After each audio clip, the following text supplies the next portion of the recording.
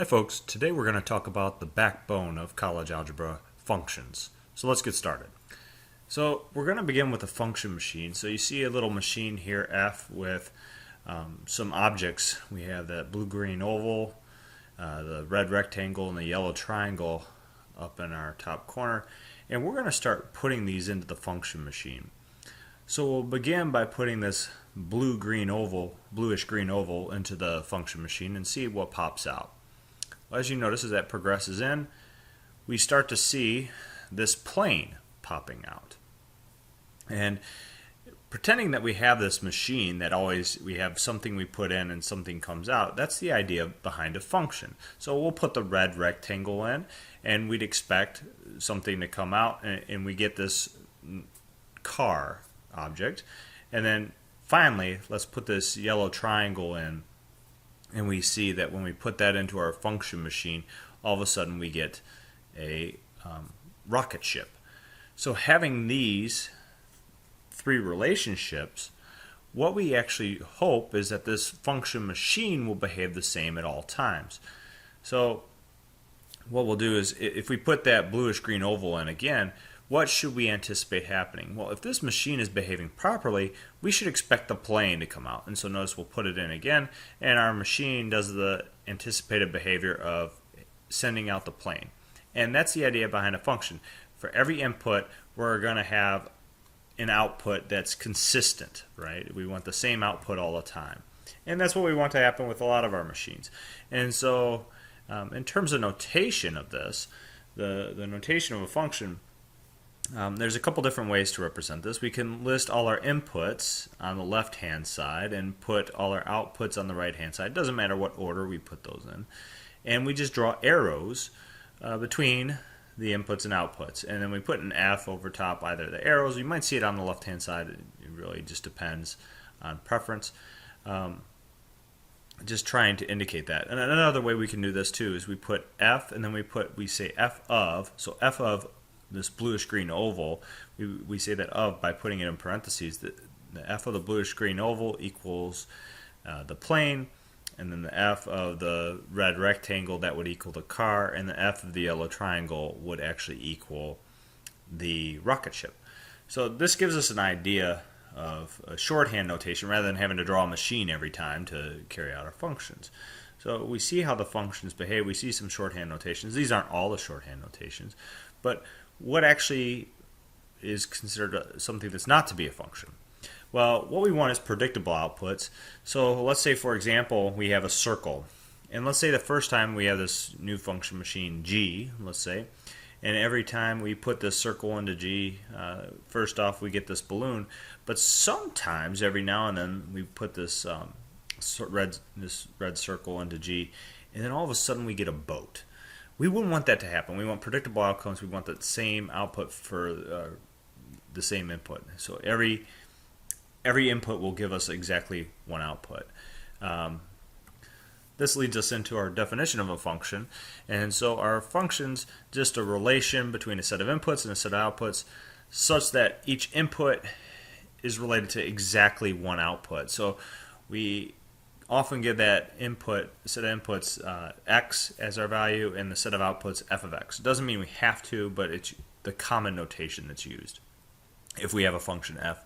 And that set of all inputs is given a special name. It's called the domain, and the set of all outputs is actually called the range of our function f, if f is actually our function. And keeping this in mind, just a brief review, if you look back at our example when we were drawing these things out, we'll use this arrow format.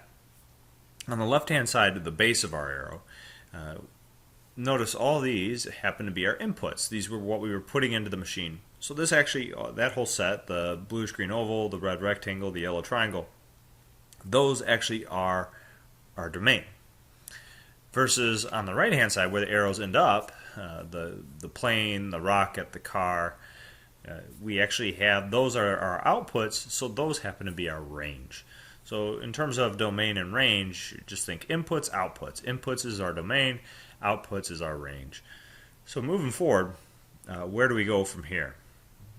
Well, we can actually take this mathematically into numbers. So we have a new improved function machine here, And we're going to say our domain is actually going to be the set of real numbers. And so let's see if we can anticipate what's happening with this function.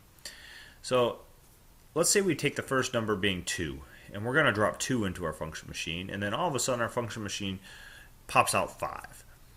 Okay, so let's try and see if we can anticipate it. So we'll put this ordered pair 2, 5 over here just to keep a reminder. What was in is our x-coordinate and the output, our y-coordinate. Basically, that's given us an idea of what came in, what came out. Now let's try and drop in 4. When we drop in 4 into our function machine, notice we get 17. Okay, so we'll put 417 over on the side.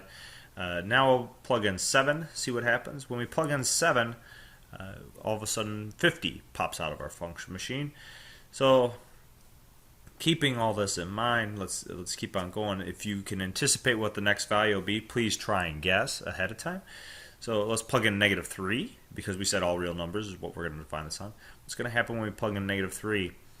Well, all of a sudden our function machine spits out 10. So we'll put that order pair -3, 10 over on the side. Our next one. So let's plug in -4. Notice -4 we plug in, and all of a sudden we get 17. Now you might be concerned that this might violate the fact that it's a function, but that's alright, because notice 4 and -4 are different integers, and they each have a unique output. That's fine. That's not a violation, as we mentioned in the definition of a function. It's each input has exactly one output, not each output has exactly one input. So just be careful there. So the real idea is what we want to try and do is have a formula for this function that we can, no matter what number we drop in, we'll be able to get our answer. And so what is this improved function machine? Well, an easy way for us to state it, think about what we've done to each number. If you take the number, let's call it x, and we drop it into our function machine, all of a sudden we basically square x and add 1, and we get our answer. And so an easy way for us to give a notation for that is f of x equals x squared plus 1. So that kind of relates to what we've been talking about before. Now, moving forward, let's try and work with 1. So, say we want to evaluate a function. We want to find f of 1, f of 3, f of -2, and f of triangle if f of x equals x cubed minus 3x plus 7. So, we'll start with f of 1. So what are we going to do? Well, we usually dropped it into the machine and some razzle-dazzle happened and a number popped out. But what's actually happening here is we're plugging in that 1 in for the x values. So wherever you see an x on that right-hand side, we're plugging in a 1 in there. So notice we put in parentheses 1 where an x once was. So that's all it is for our function machine. So you get f of 1 equals 1 cubed minus 3 times 1 plus 7. So that should equal 5. Okay, we can do the same thing for 3. Just make a replacement. It's our new thing we dropped into our function machine, where our function machine in this case is x cubed minus 3x plus 7. So we plug that in. Notice we get 3 cubed minus 3 times 3 plus 7. Notice the 3 replaced the x in our function. And so we plug all that in and we see that our answer is 25 in that case. Let's try a negative number, for f of -2. As we stated in the problem. So f of -2, we plug in -2 in for every x, and so you get -2, the quantity cubed, minus 3 times -2 plus 7. Notice that equals 5. So once again, we have two different inputs giving us the same output. That is fine for a function. We just can't have two outputs for one single input. That's the whole problematic part. So last but not least, this may look tricky. You see f of triangle. What are you doing? You're just replacing the triangle in for the x value. And notice what we have, triangle cubed minus 3 times triangle plus 7. That's exactly how functions work. You're just replacing the x value with whatever you see inside the parentheses as our input now.